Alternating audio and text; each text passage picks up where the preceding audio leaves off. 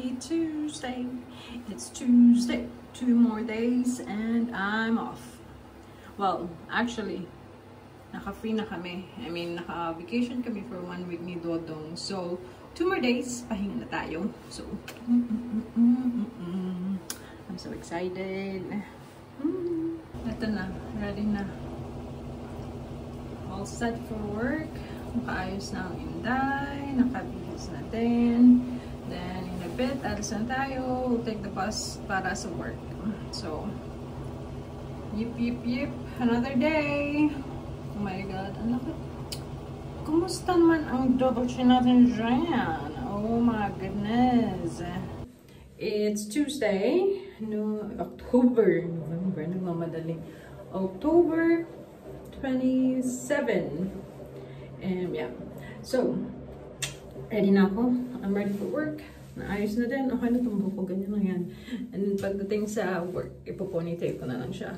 So, I'm so happy kasi 2 more days and I'm free. Nakabakasyon tayo ng 1 week kami ni Dodong. So, yeah. So, pareho kami excited na mag-rest sa bahay lang. Although, Wednesday and Friday, may pasok ako sa school ko.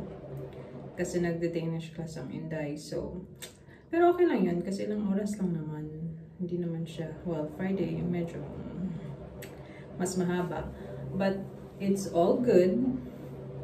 Nakakapagpahinga pa din tayo. Makakapaglakwa siya.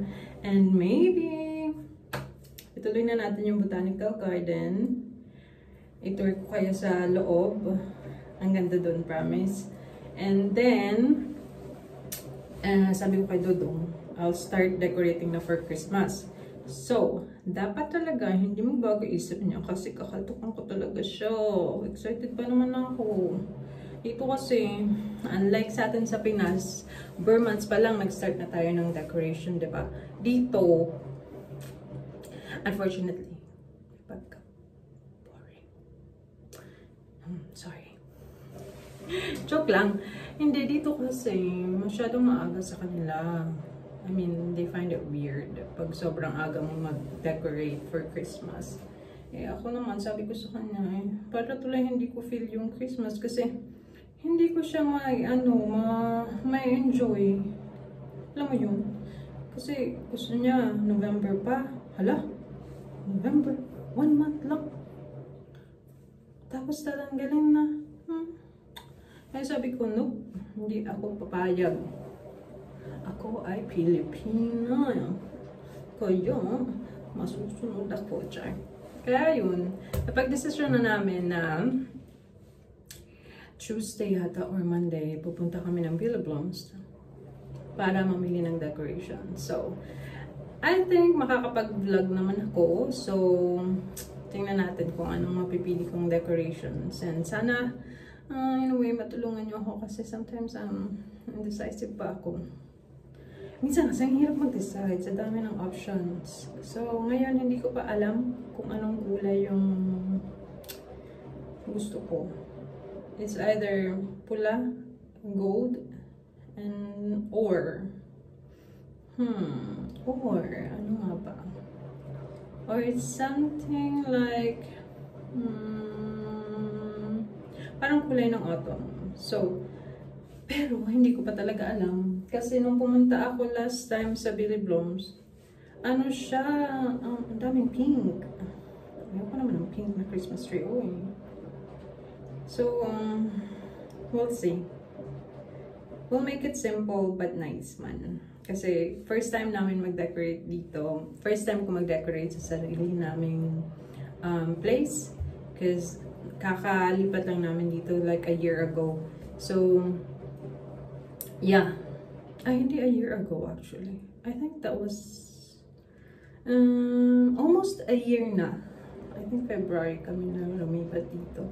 So, nakaka-excite siya. Kaya sabi ko talaga, first bahay, I will decorate whether you like it or not. Pinay tayo, bawal magpatalo. So, ayun. Wala siyang nagawa. Sabi niya, okay, sige. Mag-decorate. Kung mag-decorate. But, yeah. Hindi siya ganun ka-fan ng Christmas kasi for him, grabe yung travel, ang daming gastos kasi kailangan namin pumunta sa mama niya, sa papa niya, sa kuya niya. So yeah. But yeah, excusez-moi. Gusto ko ng Christmas. I love Christmas. I love wrapping gifts, giving gifts, accepting gifts for sure. But yeah, and syempre yung kainan. So yeah, so let's see kung ano magiging decoration namin for Christmas at hanggang saan lang ang pasensya ni Dudong sa mga ilalagay ko. Naglagay na ako ng anting elves and then maliliit na Christmas tree. Nagulat siya that time kasi sabi niya, ang aga pa. Pero wala na siya magawa pa eh. I-accept mo, magalit ang Inday.